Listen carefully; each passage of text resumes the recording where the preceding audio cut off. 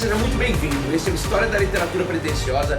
Eu sou Carlos Henrique Carneiro no canal Letra de Letra Livros. Hoje, Sofia de Mello Briner Anderson, portuguesa, nascida no Porto, século XX. É uma obra curtíssima, poemas igualmente curtos em sua maioria, e revelam o viés da poetisa para uma lenda de Sevilha. Essa é uma história interessante de se contar, porque o modo como a poetisa soube desta lenda em Sevilha foi através do poeta brasileiro João Cabral de Melo Neto, que era diplomata, morava lá. E através do poeta brasileiro, Sofia soube desta lenda do Cristo cigano, ou Cristo del Cachorro.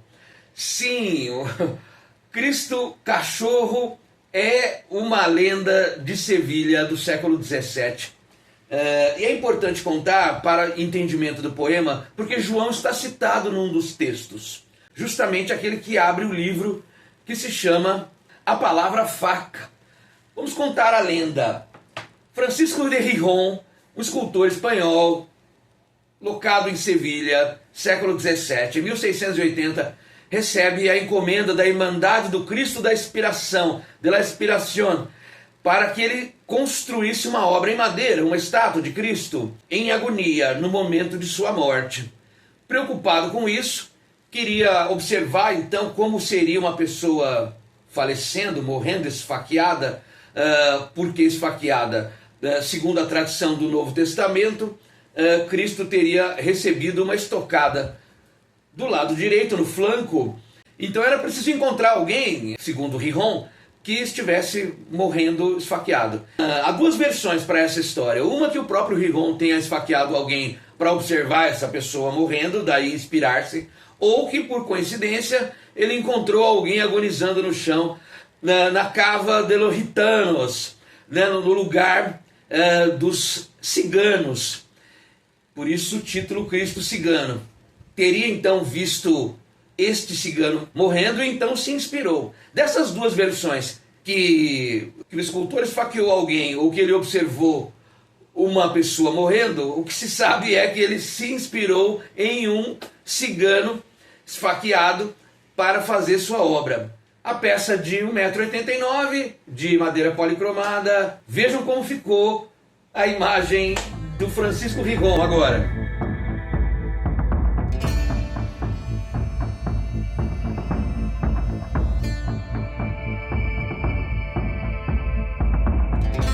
O que aconteceu depois da morte do cigano e da obra feita, pronta, é que as pessoas da região de Triana reconhecem no Cristo esculpido o rosto de um cigano morto, que era conhecido como Cachorro.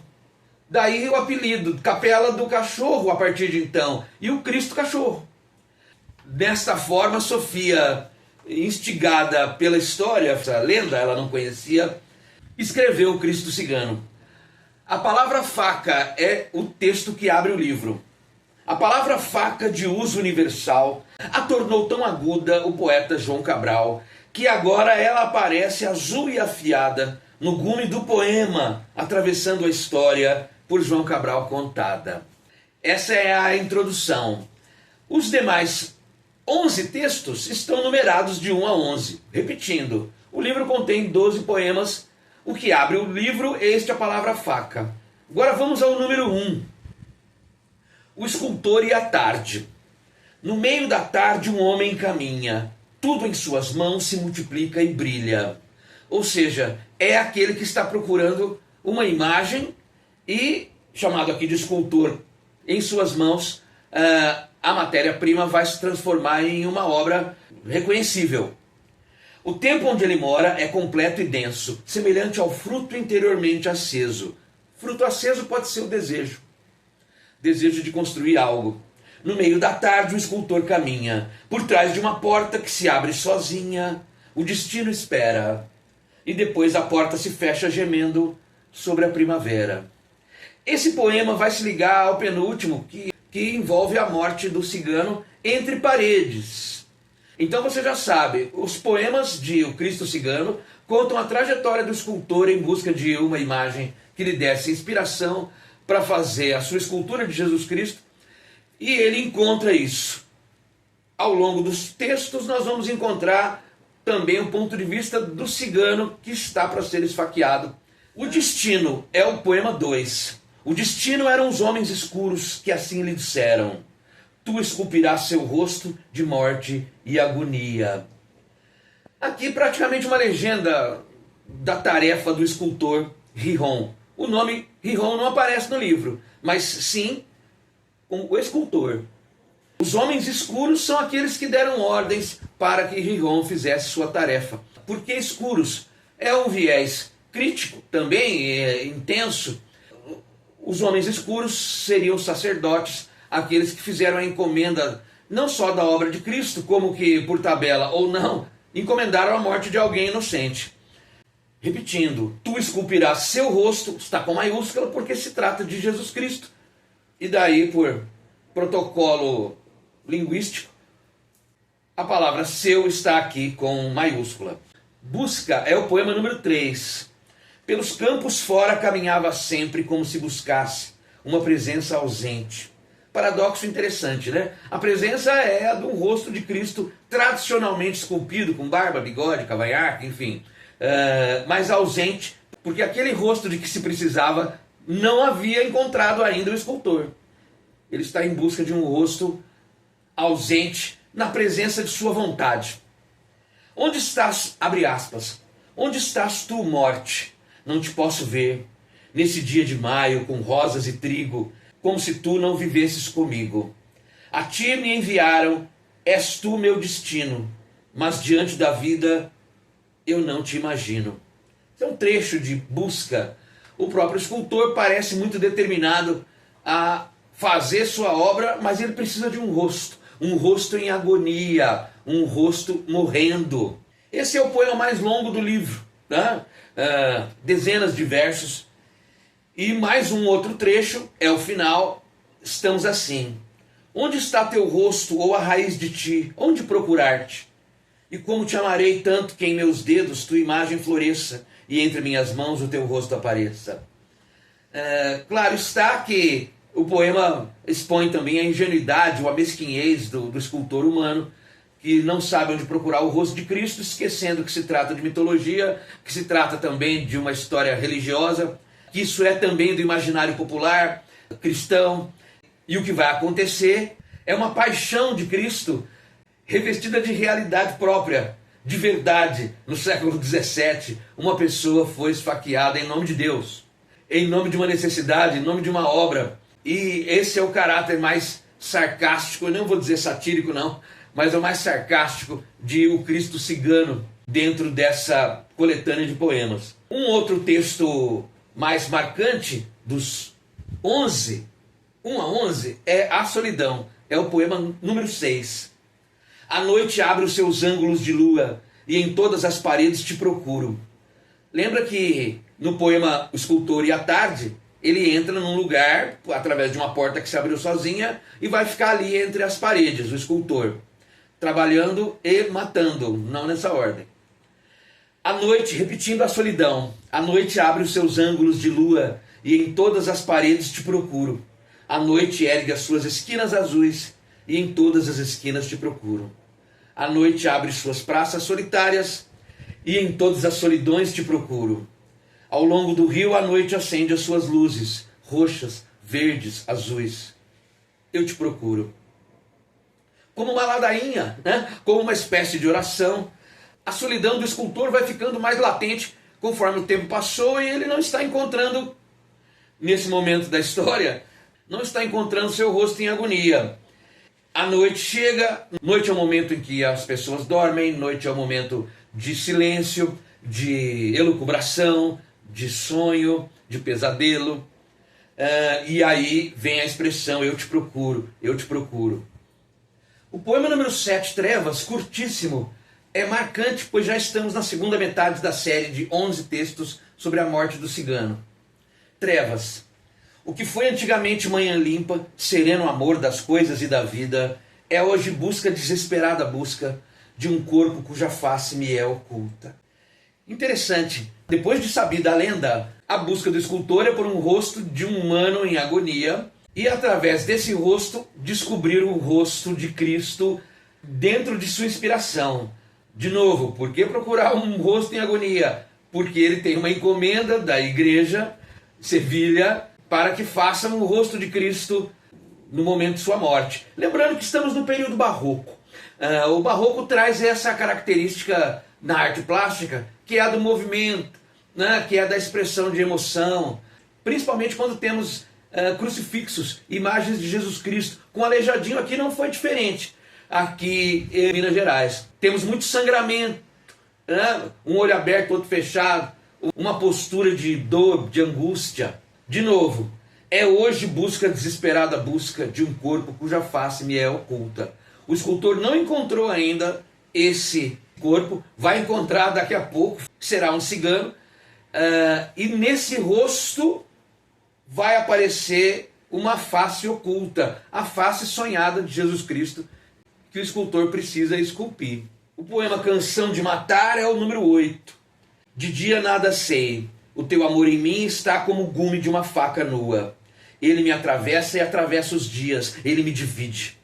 Tudo que em mim vive traz dentro uma faca. O teu amor em mim que por dentro me corta. Com uma faca limpa me libertarei do teu sangue que põe na minha alma nódoas. O teu amor em mim de tudo me separa, no gume de uma faca o meu viver se corta. Do dia nada sei, e a própria noite azul me fecha a sua porta. Do dia nada sei, com uma faca limpa me libertarei. Em Canção de Matar, temos a consciência do escultor confessando que está prestes a libertar-se do trabalho que é a busca por um rosto. Mais do que isso, haverá a morte de alguém para que a vontade dos homens escuros, poema 2, se faça. Poema número 9, a morte do cigano. Brancas as paredes viram como se mata, viram o brilho fantástico da faca, a sua luz de relâmpago e a sua rapidez. Aqui é o assassinato. E claro está que isso fica parelho, né? Espelhado na história da morte de próprio Jesus Cristo, já que o título traz isto, o Cristo cigano. É impossível fugir dessas duas narrativas, a do Novo Testamento e a da lenda. Qual é a única verdade que se tem nessas duas histórias? A presença física de uma estátua que remete ao rosto de uma pessoa que vivia no século XVII em Sevilha. Aparição é o poema de número 10.